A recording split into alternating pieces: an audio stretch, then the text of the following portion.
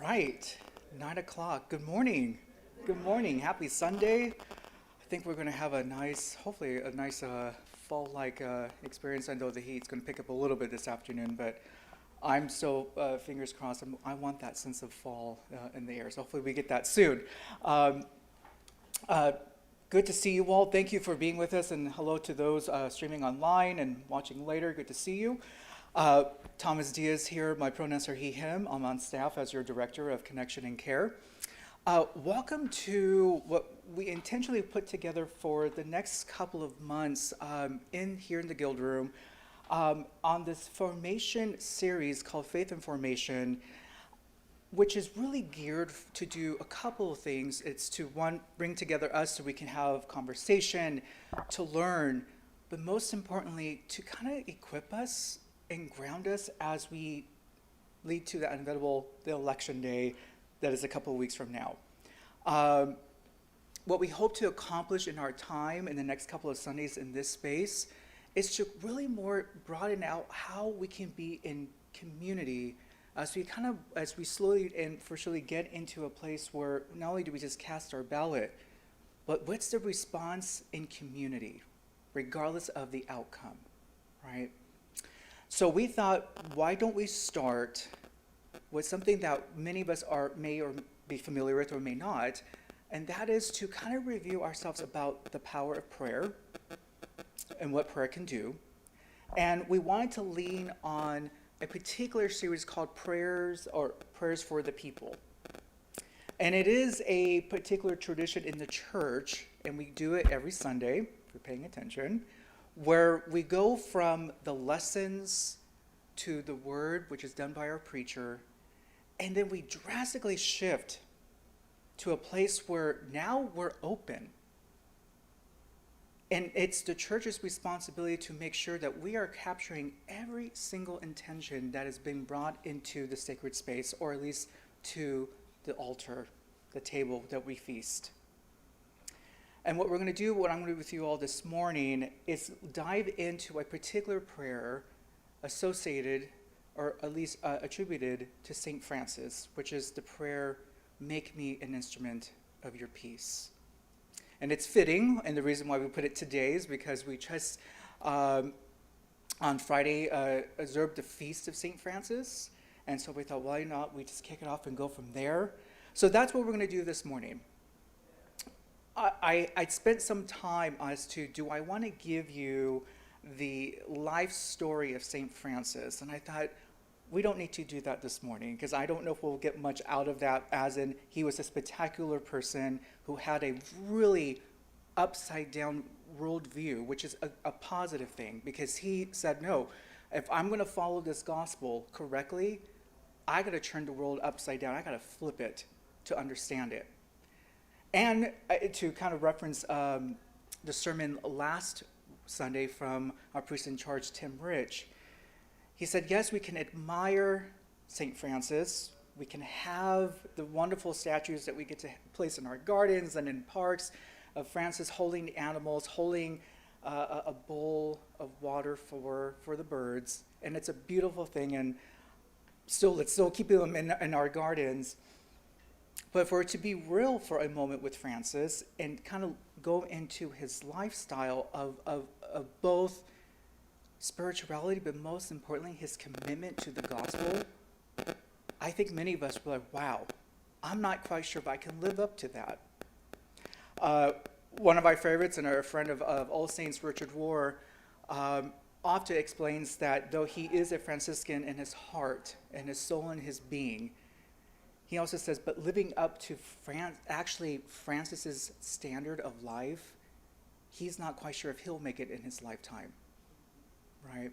So this particular prayer, the prayer of St. Francis, not written by him that we know, the artifacts indicate that this is words or at least a composition of how to surrender ourselves for peace. And it was attributed to St. Francis, and we don't really know who the writer is, but we can clearly see as we'll kind of go through and break down the prayer, this is someone who was highly influenced by this upside down world that Francis was able to accomplish in his time on earth, and in ways that experience that coming into the, and I like the word collapsing into divine grace to make peace possible, as I think what Francis was trying to point to.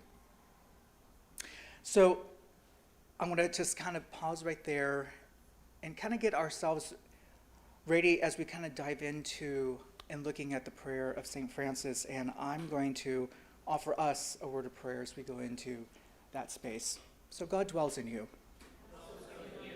Let us pray. Holy God, you have made the heavens and the earth by your great power. You created all things for your glory, and yet there are those in your creation who languish in pain and suffering. Please look kindly upon those animals who are in need of your tending care this day. Be with nature, especially those who have been devastated by current hurricanes, violence, and war.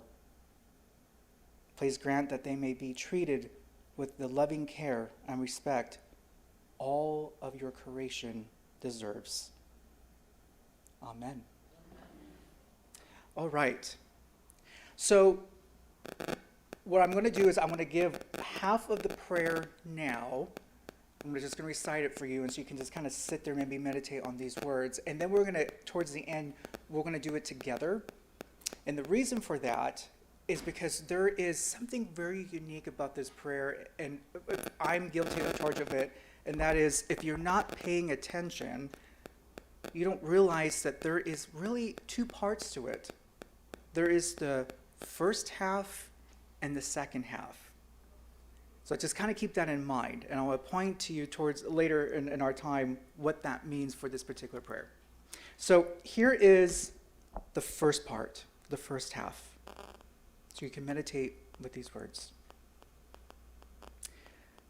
Lord, make me an instrument of thy peace. Where there is hatred, let me sow loved. Where there is injury, pardon. Where there is doubt, faith. Where there is despair, hope.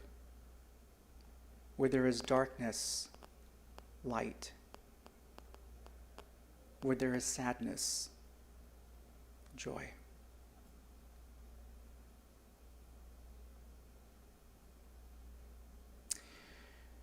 So a time of division, a call to prayer.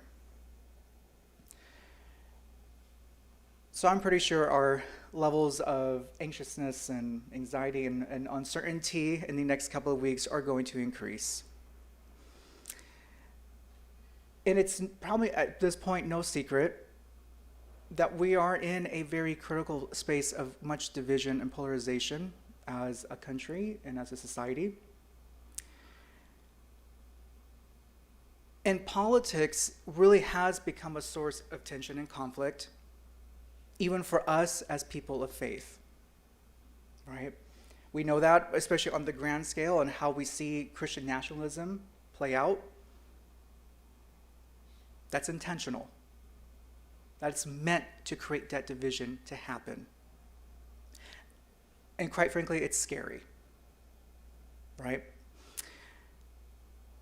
But what can we, on the flip side of those tensions and intentional scarcity that's being planted throughout this election cycle, how do we as people of faith, and if we're going to kind of pull down from our mission statement here at All Saints, walking with this revolutionary Jesus, how do we actually become peacemakers in the midst of this division?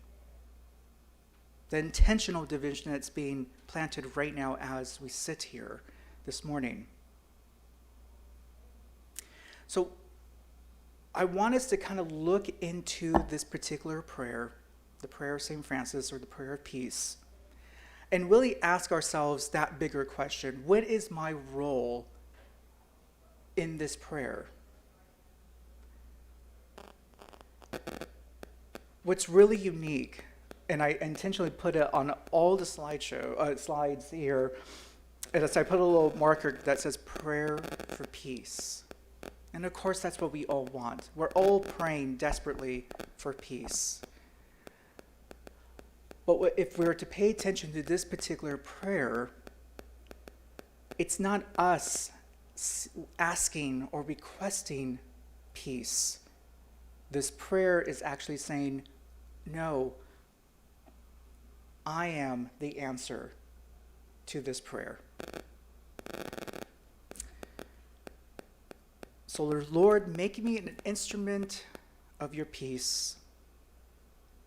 Where there is hatred, let me sow love. Where there is injury, pardon. Where there is doubt, faith.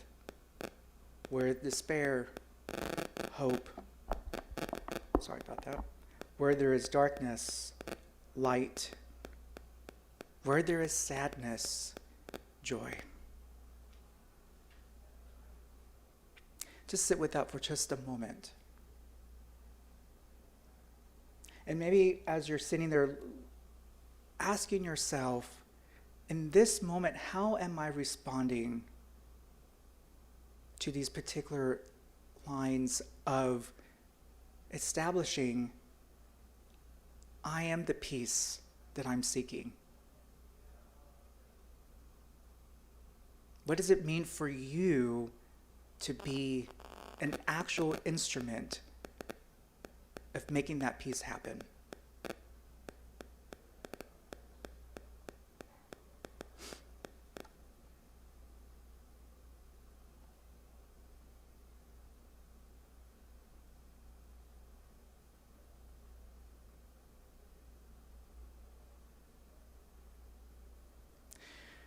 So as I mentioned, this prayer, if we're really paying attention, is made up of two parts, the first half and second half. So let's kind of dive in about the first half first. So the opening line, Lord, and if I get that some of us maybe might be a little comfortable with that, so fill that in. Holy One, Divine One, make me an instrument of your peace. That's a call to action. Right from the get-go. It's not, please, Holy God, let there be peace. Please make the war stop. Please make the violence stop. Please make it all stop. It's actually saying from the get-go, I see what's happening out there. Therefore, Holy One, make me an instrument to make it stop. That is so radical. And if these words are to be attributed to St. Francis, this would make sense that here is an individual, as we heard wonderfully in our sermon last week, would go out into the town square and make it publicly known that he was stripping himself from the worldly standards of life enough to get naked. That is a true part of his story. We don't know, again, I love how Tim said, we don't know what happened after, we don't know if he covered up afterwards, but talk about to self-emptying in order to have a higher purpose than just the level of, well, I just want to be a good person. Because that's not what this prayer is actually accomplishing. It's not making any of us a better or good person, or not that we can ever do that as children of the Holy One. But this, from the get-go, make me that call to action. And I think it's completely okay, even if this is a particular discipline or practice that you'll put in place in the next couple of weeks, because I'm going to tell you what's probably going to happen for me, is I will have to meditate and ponder, do I really want to be that instrument every single day? Because let's just be real, that's a tall order to do. Because it's not about asking about, my own needs for this life. It's really it's flipping it. Like, yeah, I have my needs too. I need, all the intentions and requests that are out there. But put that aside. I see the hurting. What do I need to do to be an instrument of your peace? And what we know about peace, if we really are to work at the core of what we hope to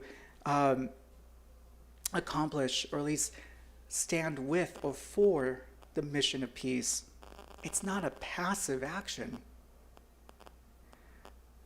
It does require the courage, the compassion, and the deep listening, which may necessarily be how do I connect to the neighbor or the person sitting next to me, but I think most importantly, the deep listening to yourself, to your inner core, your being as people of faith, or what I like to use, quite frankly, is the child of the Most High. How am I deeply listening in the core of my being? Because I sense that in order for us to really live out making me an instrument of your peace, we got to start going inwardly more. And I think that's where it does make us pause, midway, saying, wait a second, is this a commitment I want to live out?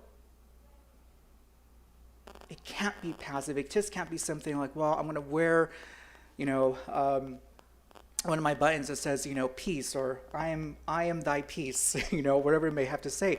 And it's so totally fine if that makes someone feel good about walking into society and saying, I want to be visually known, I'm for peace. We need that. That's beautiful. But if this prayer, and I think this moment in time is asking us to do, I think, a couple degrees higher than just saying, I'm for peace. It's literally, how can my being, my body, my whole self be an actual instrument? And I think in order to get there, we have to do the deep listening with ourselves, with God, and with one another. So, reflection time, question for you all. And give you some time to kind of ponder on this question. And then, if you're not shy, please, I want to hear from you. The question is, in what areas of your life are you being called to be an instrument of peace?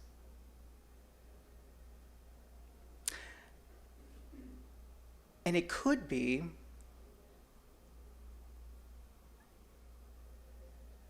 I need to discern.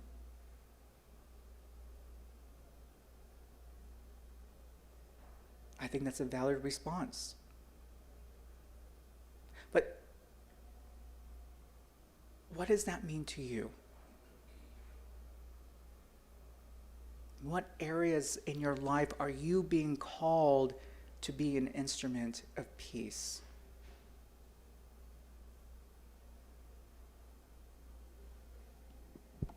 And I'm going to grab the microphone because I want to hear from you. So, anyone would like to share? How are you responding to that question? Yeah. For the folks online. Oh, okay.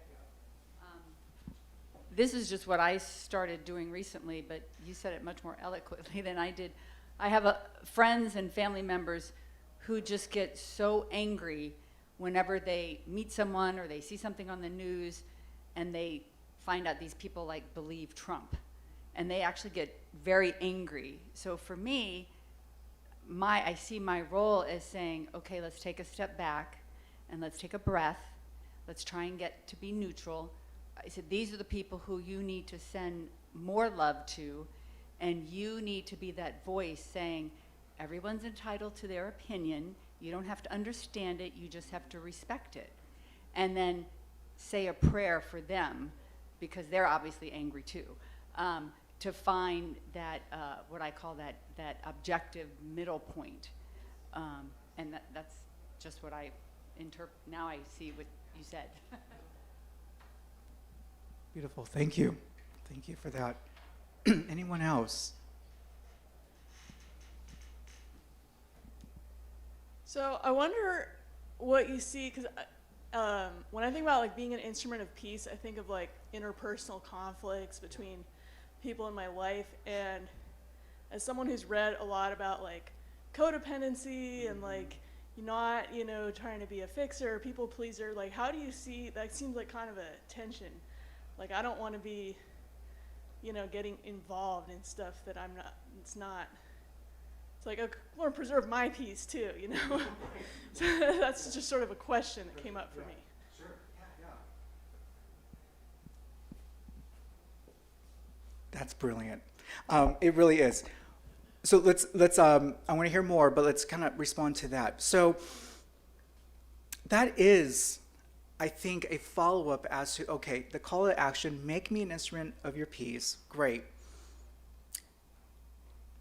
Am I supposed to lose my being or my whole self along the way? Now, here I will say is not an easy response, because if we were to look at the model and life of Francis, he was kind of willing to kind of like, yeah, I'm willing to kind of lose my being too along the way. I think that takes a particular grace and just a call for someone to be able to accomplish that. That is, I personally, I'm going to use I statements here, I don't think that is truly everyone's wired. We're not necessarily wired to do that. I think there are some folks throughout, I think, history and just church history in itself that we think, wow, they lived a exuberant life where they were able to literally empty their whole being for the sake of a call, right? And I think Francis met that high degree. I think for us, I do believe, so thank you, we do need to keep in mind that boundaries are also important as well. And I think it kind of goes back to the difference between, right, which is totally fine if someone needs to visibly has to wear a button that says peace, versus going into that deep introspect of what it means for me to be that instrument. And so I think that's the important part. It's going back to that deep listening to yourself. Because if we were all just to put on a kind of spreadsheet, okay, this is what our actions are, or our commitment for the week and what our actions are, they're going to be vastly different, because we're going to do it according to how we are deeply listening to that call, if we so choose to live out that call of being an instrument of peace. So I think that is important, that we are paying attention, right? The interpersonal aspects of ourselves. And there might be areas too that we're just not comfortable in walking into, or at least acknowledging, I don't know how I feel about that right now. So I think that is part of the deep listening we need to do, and how it is vastly difference between, having to go and just to tell a family member, you know what, yes, you're angry, I hear you, they so are, worthy of love and belonging, which sometimes is a challenge, but I'm so going to do it, right? Talk about doing that deep listening within yourself. So thank you. So we're going to discover, we're all going to be on different, kind of on the playing field a little differently. Anyone else? Yeah, Terry. Good morning. It's interesting that you brought up these issues. In my family, we had a really important family gathering planned, and I hope I'm not revealing too much here. My daughter was so upset about what was happening in Gaza that she wanted to go and with some friends to protest at a local representative's house. And my ex-wife said, well, but this is a really special family day for us. Can you do that another time? And so judgments were made there. One saying, you don't care about the people in Gaza, and the other saying, I do care about the people in Gaza, but I care about our family too. And I found myself right smack in the middle. Not just, people weren't asking me what necessarily I would do, but they wanted me to be on their side. They wanted me to take sides in that. And so it did involve a lot of listening, a lot of careful treading, but I'd be curious to know what others think. How is being an instrument of peace? how do you do that in a situation like that where you care deeply about both members, but they can't agree with each other?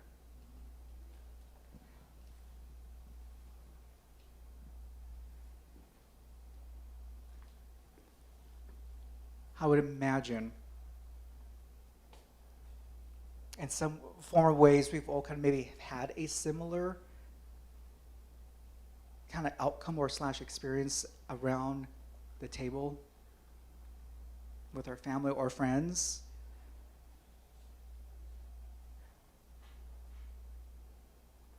I think what's going to be the challenge for us, especially in these next couple of weeks and maybe just months at that point, because what this prayer is also doing is there's no solutions. Because we're going to get to a moment, the second half of the prayer, but even if we're just to look at the first half, it's not like this prayer is seeking a resolve. Like, yeah, I think we sing, okay, sadness, joy, despair, hope. Well, what does that even mean?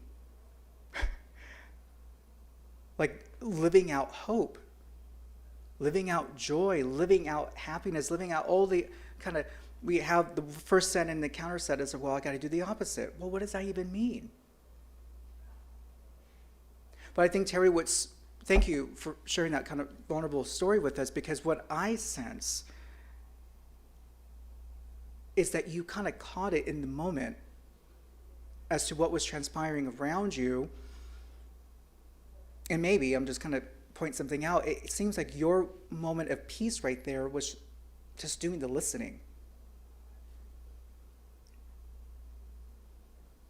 And maybe that's sometimes all we can get.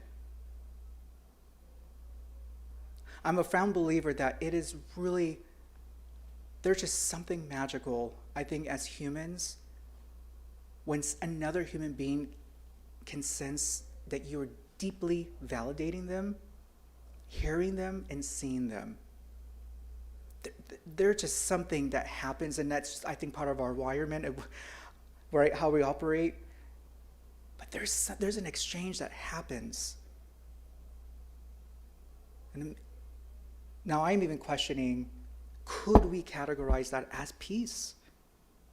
It's not like you using that particular example, Terry, it's not, you could have, and I'm sure many others would have done, is, trying to compromise. Okay, we'll find, this hour for you to be here, the next hour you can go and protest, and etc.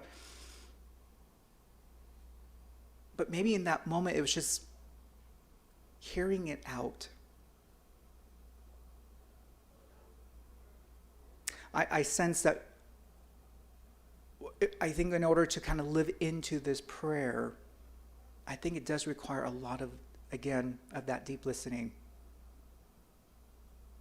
But there is no solution. So this is great. Let's go on, move on, I should say, to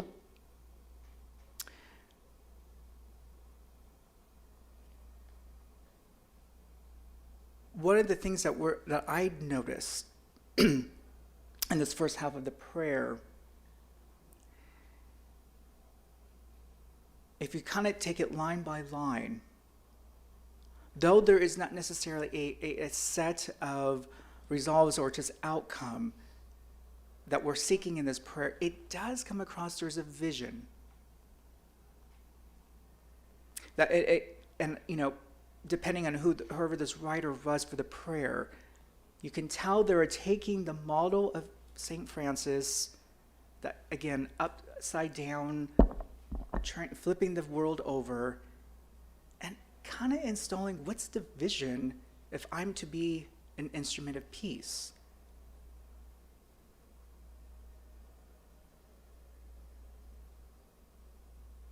And one way that I kind of highlighted is it could be, potentially, aligning ourselves with God's vision for peace, justice, and reconciliation in the world. But that, again, that's just something that I'm discovering in this prayer. But let's not be surprised that we're all going to discover something of a vision. And I think that's what makes this prayer pretty unique. Is I think it's totally appropriate that we all hold on to a vision of this prayer, but that it also includes, I think, the accomplishment of, can I be an actual instrument to accomplishing peace?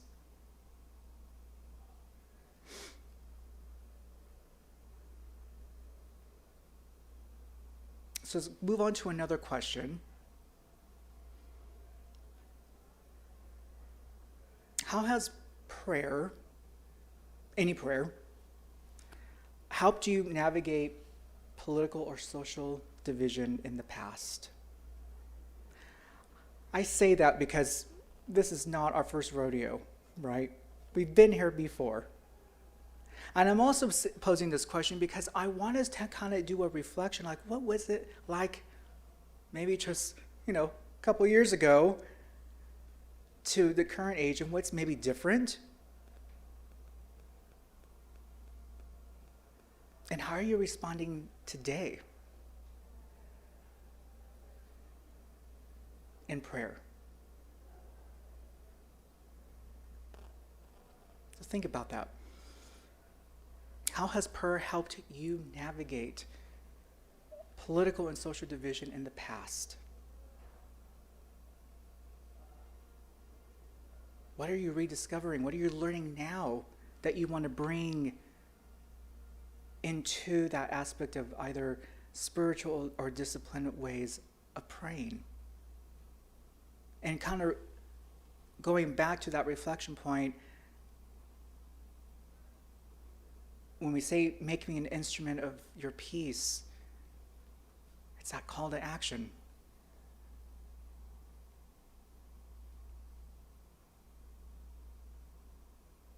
Anyone would like to share about this question? Yes. Thank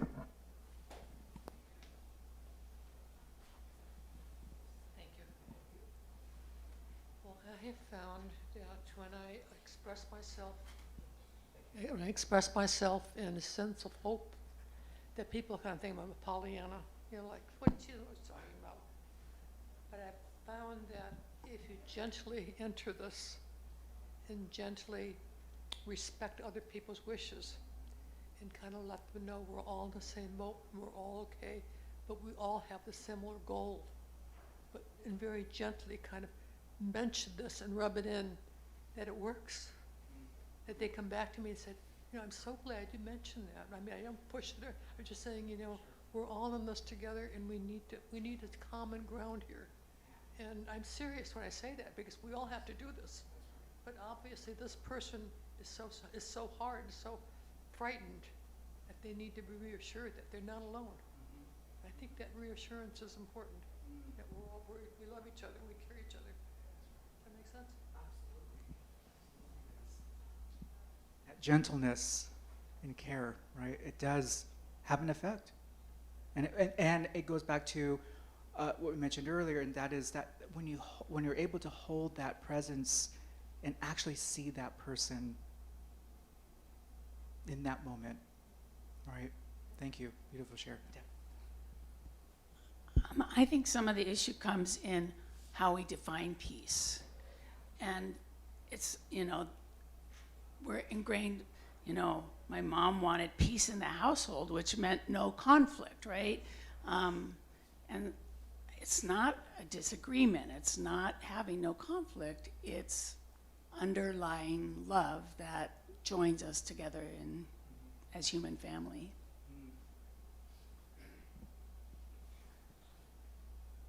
That's interesting. I didn't think about that as I was putting this together, that's the other part what's so unique of this prayer. It doesn't give necessarily a definition what peace, at least from the writer's point of view, of what peace means. I think there's a follow-up, that call to action, right? But that's it. Thank you, Deb. I'm going to be pondering on that for a while. That is, how are we going to define that aspect of peace?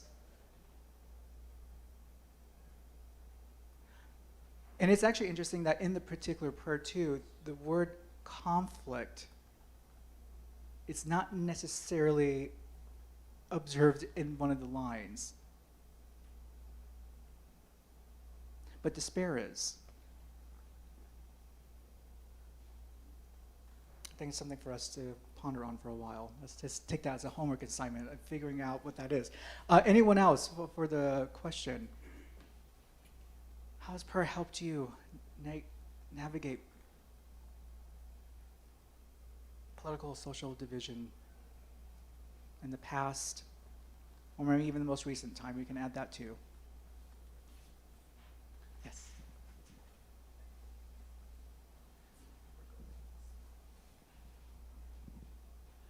Well,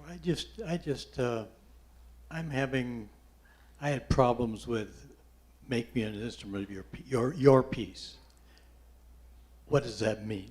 Yeah, that's what the lady over there said. But to me, I have to be at peace first. If I'm at peace, then I may project it or do something to help it, the rest of the prayer. But if you're not at peace yourself with your own being, then you got places to go first.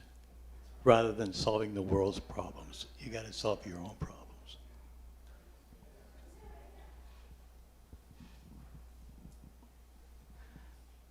What's really fascinating about just the life of St. Francis,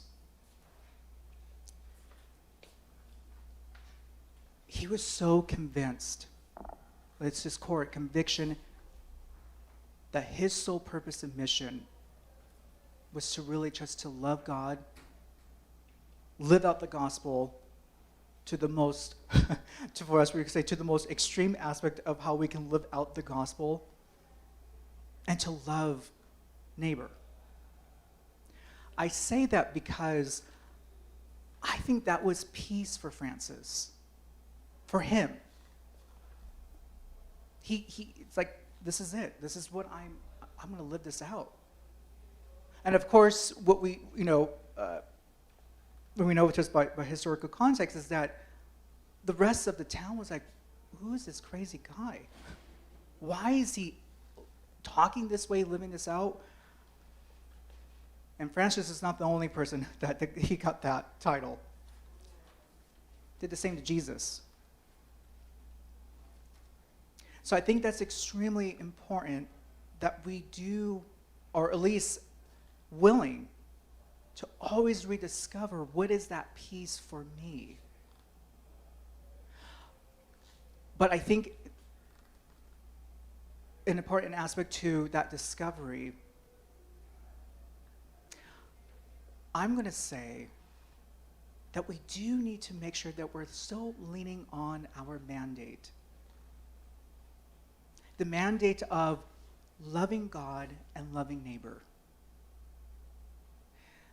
And the reason why I'm bringing that up is because I think for this particular prayer, we got to live into that more and more and more and more. And maybe, just maybe, we'll discover, oh, that's what that means. I'm hesitant if we don't include love of God and love of neighbor, and asking the question, what is peace for me? And I think one of the parts that I caution is because how easily, and I'm guilty of it as well, we start creating a vision of peace, how I want to see the world lived out. And if I'm being real, and I will, that also includes, people who I'm like, I prefer not for them to be in my world.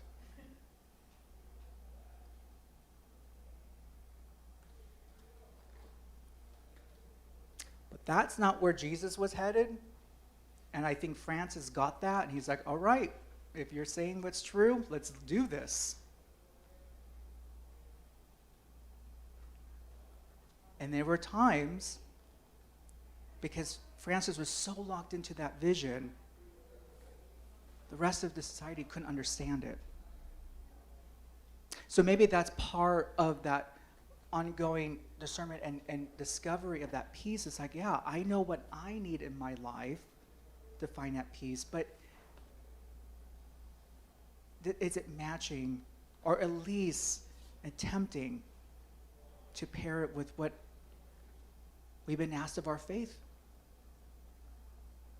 To love God and to love neighbor.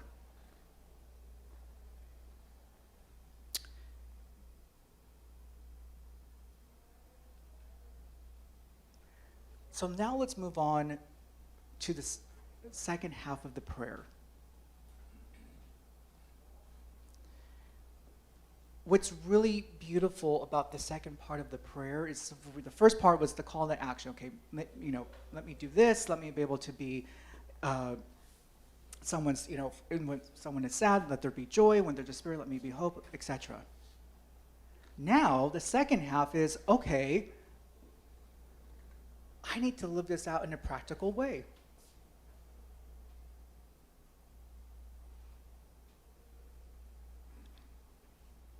And the practical living of this prayer is, I have to be ready for people to actually respond to the peace I'm offering to them. And it's just no longer, we're beyond the deep listening stage. That's the first part. Now it's kind of, we got to be ready to actually be active with our language and our body and our exchange in way in which now we're communicating either to an individual, or it could just be widely what's going on out there.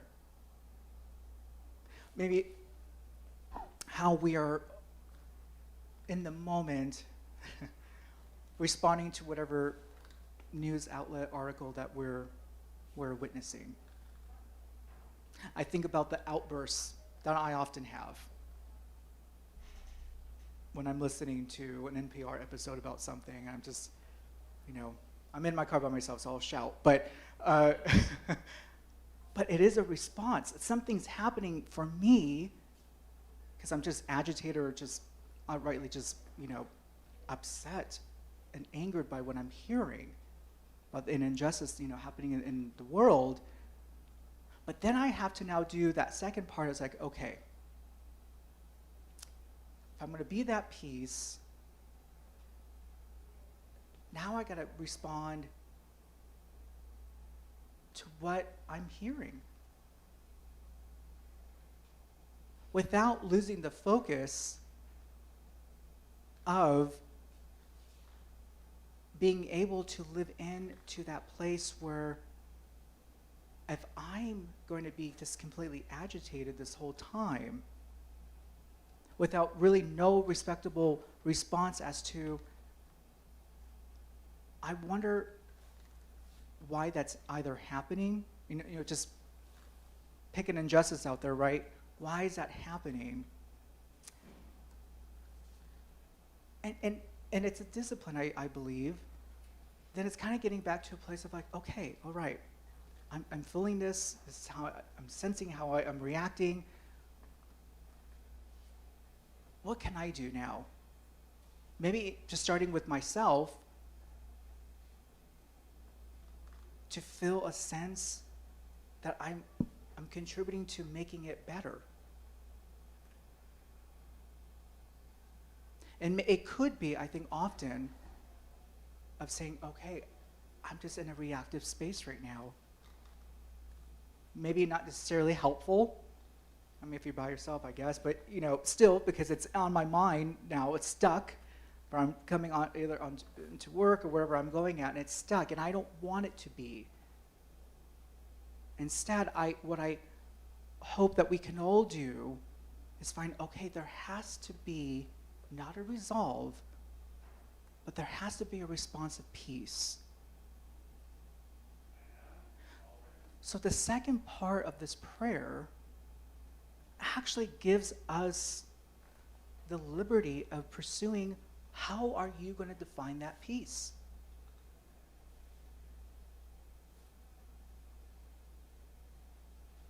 Because we made that exchange, we made that call to action, and now it kind of boils down to, all right, well, it's kind of on me,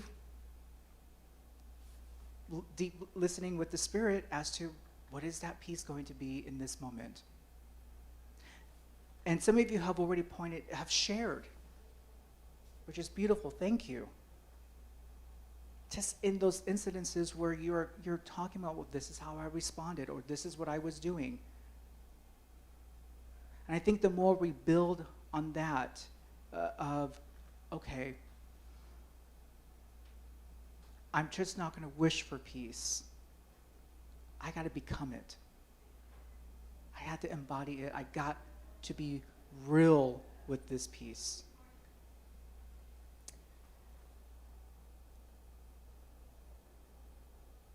We're at time. I can't believe it.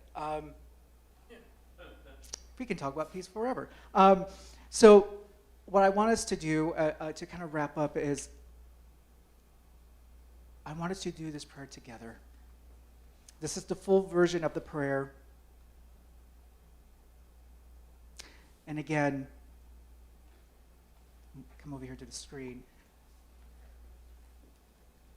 I do have a homework assignment for you all, if you wish to take it. I'm going to ask you to do this prayer once a day. And I want you to pay attention to the first half and the second half. And your homework assignment is, what am I hearing? That's it. What am I hearing as I do this prayer? All right. We'll do this together. Let us pray. Lord, make me an instrument of thy peace. Where there is hatred, let me sow love. Where there is injury, pardon. Where there is doubt, faith. Where there is despair, hope. Where there is darkness, light. Where there is sadness, joy. O divine Master, grant that I may seek not so much to be consoled as to console, to understand and to understand, to be loved as to love. For it is in giving that we receive. It is in parting that we are pardoned. It is in dying that we're born to eternal life. Amen. Thank you all for being here. Let's all figure out what it means to be instruments of peace. That's all we can do. And I send that blessing to you all, and have a good rest of your morning here at All Saints. Thank you for those who joined us online, and we'll see you in a bit as we go on to our worship at 10 o'clock. Have a good night, morning and night.